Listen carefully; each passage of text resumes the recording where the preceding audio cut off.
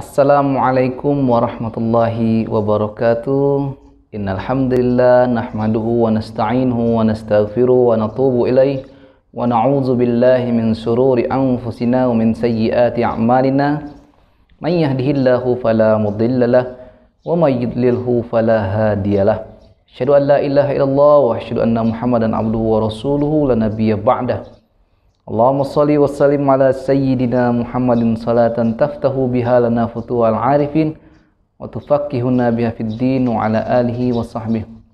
Saudaraku yang dirahmati Allah, marah merupakan sifat yang diciptakan oleh Allah dan dikaruniakan kepada kita.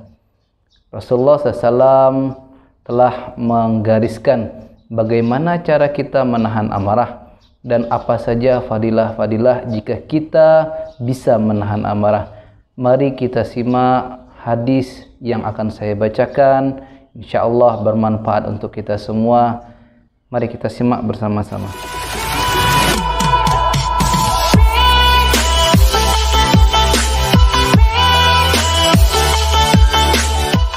Abu Hurairah radhiyallahu anhu menceritakan bahwa seorang laki-laki pernah berkata kepada Rasulullah SAW, "Berilah saya nasihat." Beliau sallallahu alaihi wasallam bersabda, "Janganlah marah." Orang itu mengulang permintaannya beberapa kali, namun Rasulullah SAW tetap menjawab, "Janganlah marah." Hadis riwayat Bukhari, bab berhati-hati dari marah. Hadis nomor 6116. Seorang di antara kalian marah dan ketika itu ia sedang berdiri, maka hendaklah ia duduk. Jika demikian, maka marahnya akan reda. Jika setelah duduk marahnya belum juga reda, maka hendaklah ia berbaring. Hadis riwayat Abu Daud, bab apa yang diucapkan ketika marah. Hadis nomor 4782. Dari Ibnu Abbas radhiyallahu anhuma dari Nabi sallallahu alaihi wasallam bersabda, "Ajarkanlah perkara agama kepada manusia, berilah kabar gembira dan janganlah mempersulit. Dan apabila seseorang dari kalian marah, maka hendaklah ia diam." Hadis riwayat Ahmad, 1 Romawi 239.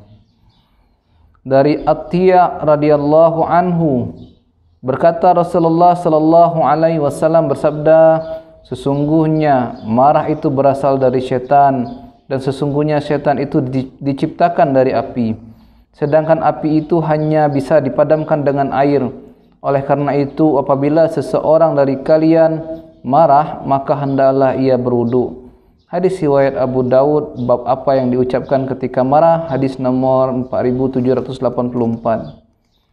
Dari Abdullah bin Umar radhiyallahu anhuma meriwayatkan Rasulullah SAW bersabda, "Tiadalah seorang hamba menelan satu tegukan yang lebih utama atau lebih disukai di sisi Allah Azza wa Jalla daripada satu tegukan kemarahan yang ia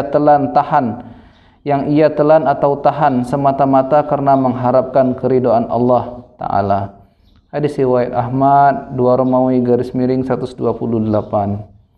Dari Mu'az radhiyallahu anhu meriwayatkan bahwasanya Rasulullah sallallahu alaihi wasallam bersabda, "Barang siapa yang menahan amarahnya padahal ia mampu untuk meluapkan marahnya, maka pada hari kiamat Allah akan memanggilnya ke hadapan seluruh makhluk, lalu dia mempersilahkan padanya untuk memilih bidadari mana yang ia sukai." Hadis riwayat Abu Daud, bab barang siapa menahan marah. Hadis nomor 4777.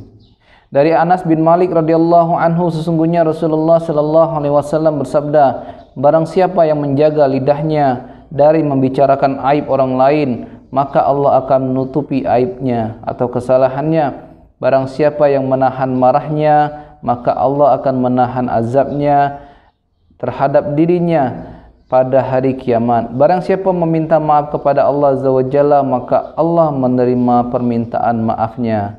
Hadis riwayat Baihaqi dalam Syu'abul Iman. Insyaallah saudaraku yang dirahmati Allah, itulah pentingnya kita menahan amarah.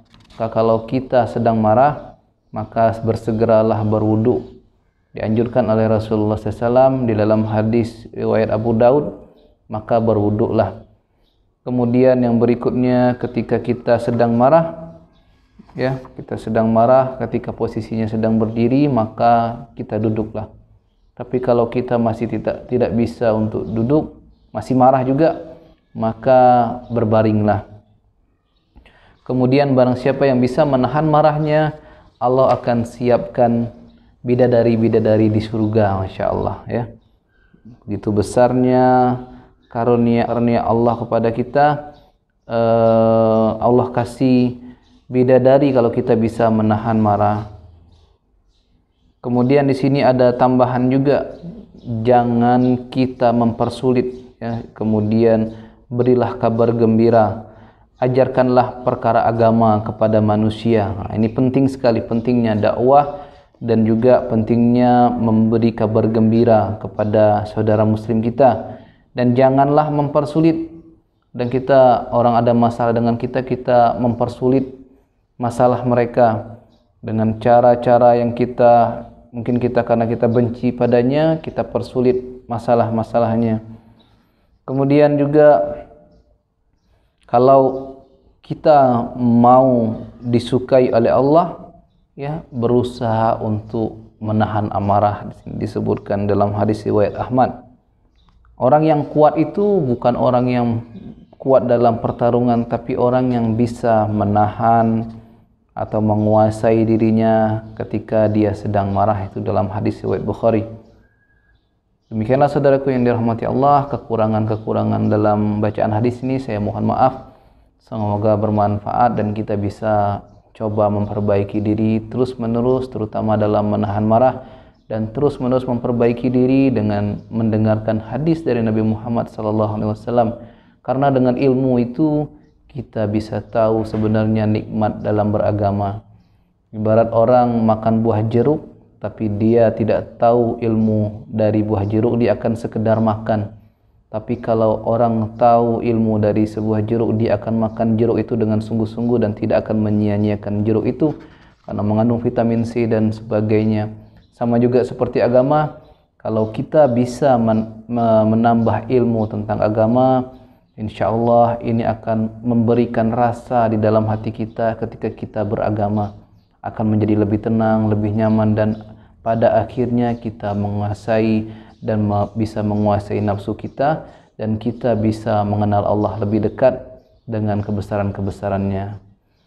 Subhanallah bihamdihi, subhanakallah bihamdika, asyhadu an la ilaha illa anta, astaghfiruka wa atubu ilaik. Assalamualaikum warahmatullahi wabarakatuh.